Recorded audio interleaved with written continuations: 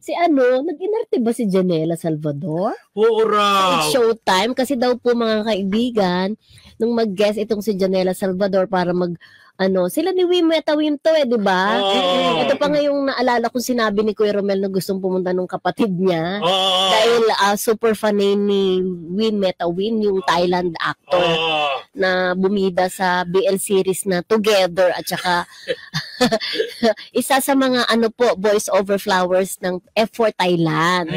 Itong para bigyan natin sila ng background. Nag-promote daw sila. Okay. Tapos bilang malapit na rin kasi yung anniversary ni Janela, no, yung concert niya. Nabanggit yung concert.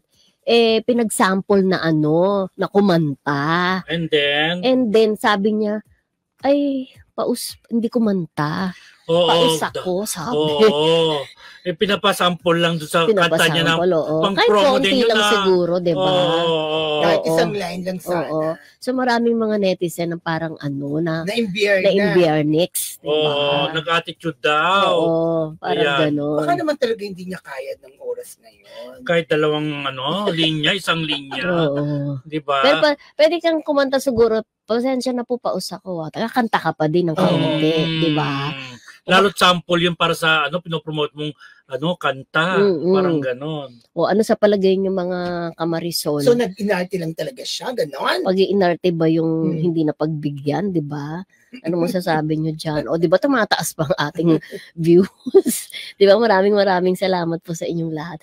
So dapat pinagbigyan kahit 2 linya lang. Oo, napaka-dali nang manggawin yun. Baka hindi kaya wala siya sa mood? Yun. Pero ngayon, diba bawat action mo ngayon, bakit napapanood nila sa social media, sa television, parang big deal na sa mga netizen pag napansin ka nila at nahusgahan ka. Oo, ako nga hindi kilala, sabi sa akin, yung suot ng babae, sabi. So, sabi ganon, kulang na lang sabihin bold star ako.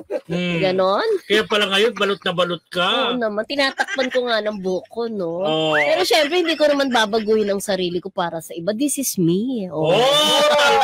Statement yun, deklarasyon yun. Nakakaloka. Diba? Kasi hindi naman tayo nabubuhay para sa ibang tao, diba?